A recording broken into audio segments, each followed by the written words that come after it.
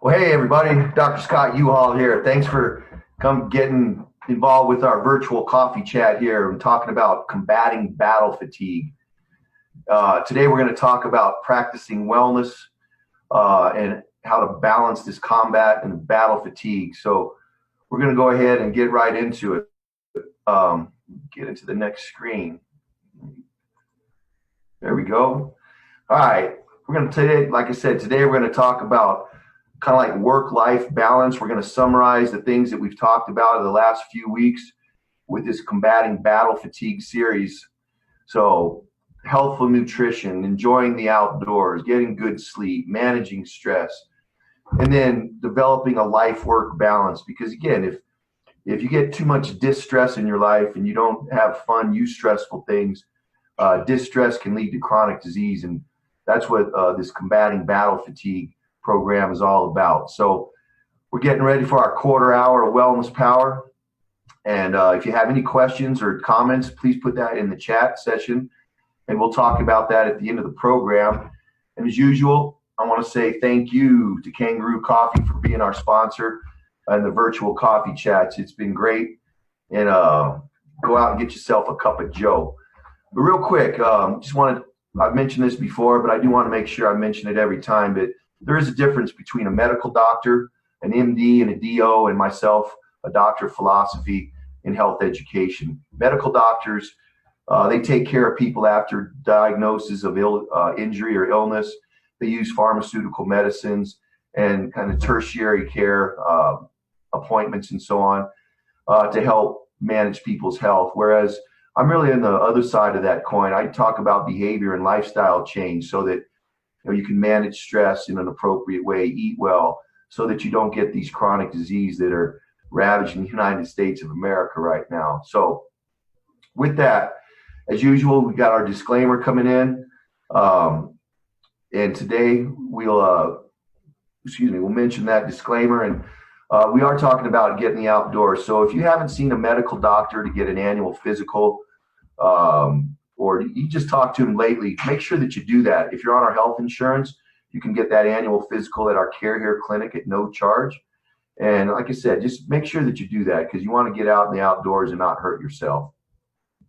All right, so with that, we started off this combating battle fatigue with grilling with Gratishar on Father's Day way back when. And I just want to share with you, I've written a brochure that you can see there on the right. And it's great tips on eating well and how to really manage your blood sugar in an effective way. And if I can ever do a food analysis on any of you, I'd sure like the opportunity to do that. But I want to pull a few things out of that brochure and kind of highlight them. It's things that we can all do right now. Because again, if we don't do the things to manage our health and well-being, this battle fatigue and stress can really eat us up. Now, as far as nutrition goes, it's probably the single most important thing that you can do for your health. We are what we eat. And a lot of times we just get too busy and we don't eat. But one of the very best things you can do is plan your eating schedule out. Plan your meals. If you can even prep meals on Saturday and Sunday and make yourself a little TV dinner to go box, if you will, and bring that in for lunch, that's much better for you than just kind of wondering, hey, where am I going to eat today? I had coffee for breakfast. I'm not sure where my lunch is going to be, and I might not even eat till I get home. But that's really things that we do that we shouldn't do. So nutrition, prep your meals if you can. Made reference to it, not eating at all or under eating during the day and then having a huge dinner is really not conducive to good health. It promotes insulin resistance. It promotes obesity, and it's just not good. But very commonly we get caught up in the day's activities and nighttime comes around before it's time to eat.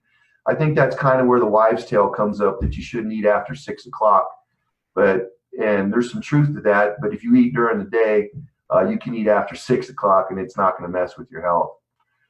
I would recommend eating fruits in the morning. So maybe a fruit smoothie in the morning to get your sugar going. There's a lot of sugar in fruit, a lot more so than vegetables. So you want to try to have your veggies at night. Have a veggie smoothie at night if you were not necessarily a fruit smoothie. I had mentioned having maybe shish kebabs for dinner or chicken stir fry or steak stir fry for dinner. It's a great dinner to have. but try to limit your fruits in the evening. Have your goodies, maybe your little chocolate sweet that you might like. Have that more so in the day instead of a dessert at night. I also recommend staying well hydrated. Water is incredibly important for our health, for digestion. If you have problems with constipation, some other things, being well hydrated is really important. It also slows down the wrinkling of the skin, aging of the skin. We covered that in our outdoor chat a couple of weeks ago. So drink water. Protein, which is what we're mostly made of, is 70% water. So if you're not well hydrated, it can influence how your body functions. And we had talked about essential amino acids and quality protein as being essential to your good health. So let me show you this next slide. And I've got some really nice software where I can analyze your diet. And here we're looking at the essential amino acids that your body needs to reconstitute us. We're constantly aging, so we constantly need protein to build us back up. And commonly people eat chicken breasts. There's 3 ounces of chicken breasts and 3 ounces of tilapia fish. I'm not a big fan of tilapia. I'll get into that some other time. But a lot of people eat chicken breast and tilapia thinking it's healthy food, when in reality, it really is not giving you a very significant amount of your essential amino acids that you need to get. And you can see that there on the left. Oh, sorry about that. I had an incoming phone call. Sorry about that. But anyways, on the right-hand side, you can see 3 ounces of a chicken thigh and then 3 ounces of top sirloin give you significantly more of your essential amino acids than you're going to get from eating, again, chicken breast and tilapia. So there's no perfect nutritional diet. Again, I know red meat's got its issues with saturated fat, but I really do encourage you to get a chicken thigh, get dark meat once or twice a week, maybe get that top sirloin once or twice a week, and it's really going to help with your body's ability to metabolize, because we don't want cannibalism. We don't want the body to eat itself if it's not getting the nutrition that it needs. So again, I've got some really neat software. I'd love to analyze your diet if you want to go down that road. It's very interesting to see some of the results that we get. So with that, we transition into good quality sleep as our next element to this battle fatigue and combating it. And real quickly, just want to highlight a few things. Very important. Try to get regular sleep. Go to bed at the same time. Wake up at the same time if you can. Getting oscillating sleep times, going to bed at 12 or 1 in the morning, and then going to bed at 9 or 10 the next night really messes with your circadian rhythm, and it messes with your REM sleep and some of the things that we talked about during our sleep battle fatigue series. But in your bedroom, try to create a relaxing environment. Don't have a lot of light. Don't have a lot of distracting things. Put away your phone. Don't watch television. Don't read in bed. Use your bed for sleep pretty much and sleep only. And this seems maybe counterproductive, but being physically fit actually helps you sleep better. It helps to dissipate the stress hormones that are going on during the day. And those are dissipated through physical exercise, and they're not going to keep you up at night. Try to disconnect from the day as best you can. Give yourself some time to relax. If you like to read a book, do that. If you like to spend time with your family, do that. But make sure you do it, because if you don't, you're not going to get the benefits of that it generates from being active like that. Do things that you enjoy. Get away from the day. If you're busy at work and it's hard to do, make a list for things that you need to do tomorrow. And then again, get away from work so that you can relax. Be careful of alcohol and caffeine to help you sleep, or alcohol anyways. Caffeine is a stimulant. Try to not drink those after about 5 or 6 o'clock, especially if you're sensitive to that. It can, again, mess up with your circadian rhythm and your sleep patterns. And we talked about the alpha, beta, gamma, delta, and then the REM sleep that your body needs to recycle itself. And if you're not getting good quality REM sleep, your overall sleep patterns really aren't that good for you.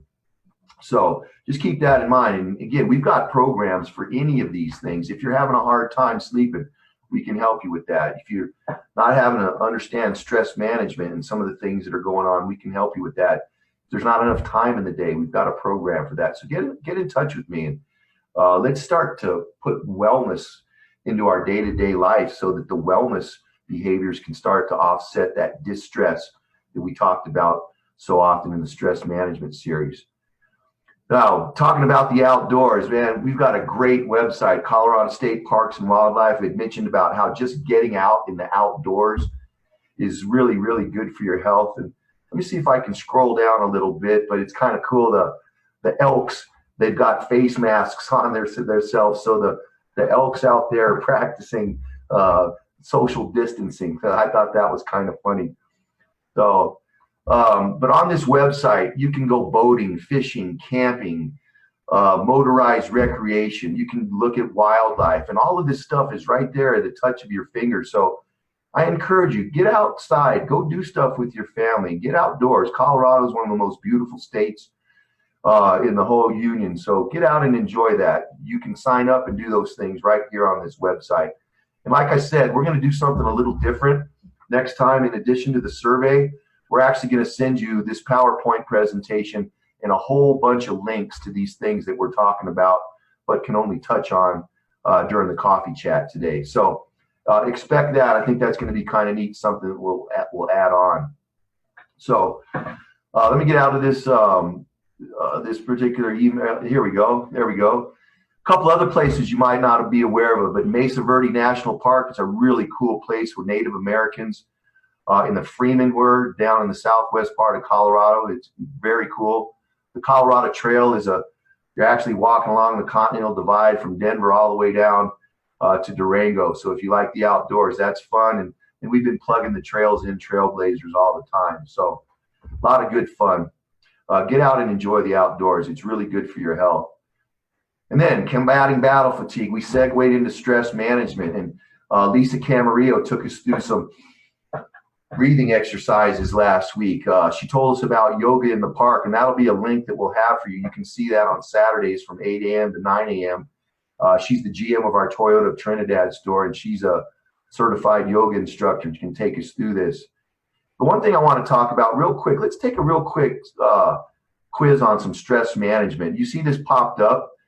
And again, I mentioned identifying stress in your life is really the first thing, but answer these questions real quick. Have you had a recent change in your living situation? Yes or no? Change in your job requirement or your position? Change in your health status?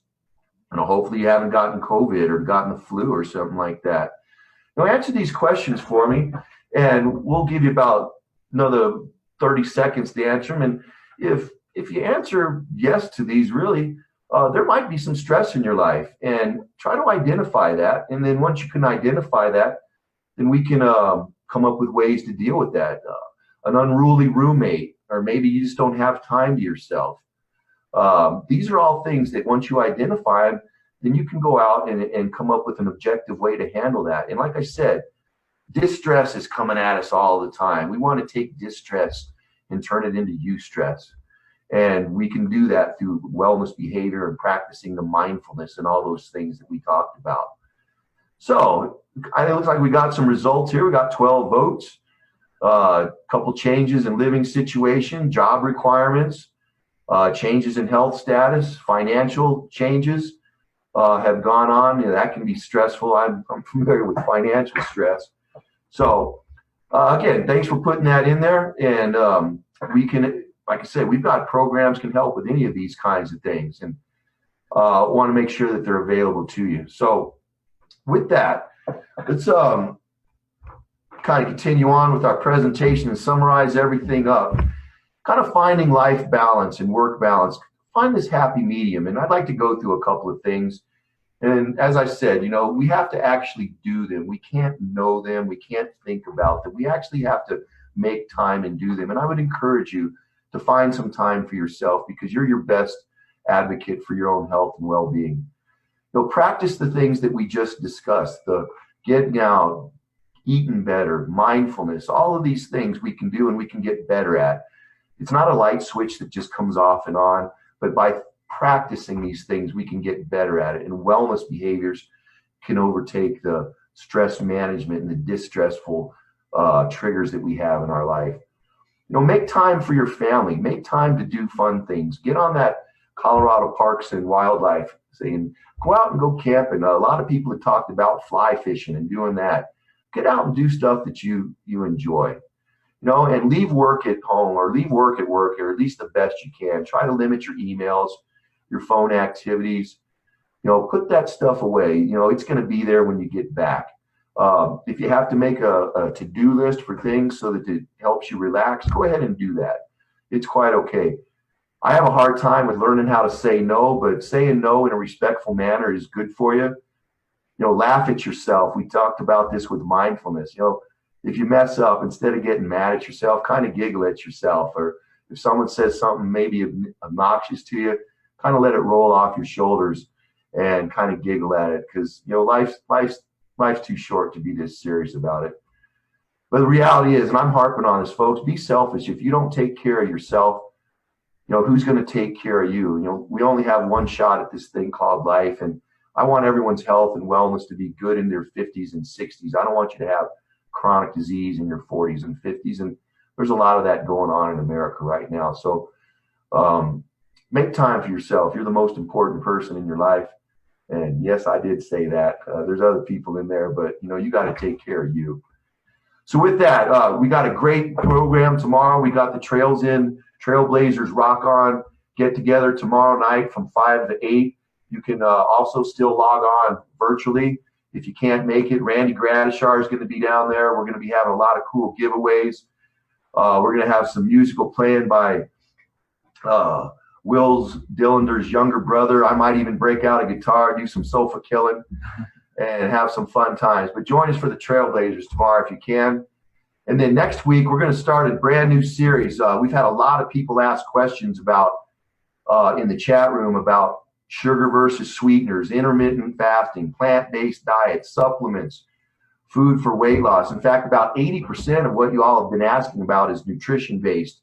So we're going to spend a couple weeks talking about nutrition again, and cutting bad carbs, making bad food better, food that reduces brain fog. All of these are great. So we're going to get the coffee chats going on that here. And that's from feedback from you all. So I really appreciate that. If you got something, send it to me on my email at suhall@phillong.com. And please like our Healthy Habits page. We're up to 115 likes, 120 followers. I would love to get 150 here in the next few weeks. That would be awesome sauce. But again, thanks everybody. Looks like we got a couple questions in the chat. I've already mentioned those. We're good to go. And I want to thank you again for your time. Quarter hour of wellness power, trying to keep it 15, 16 minutes. And like I said, if you've got anything you'd like to share with us for an upcoming chat, please send it to me.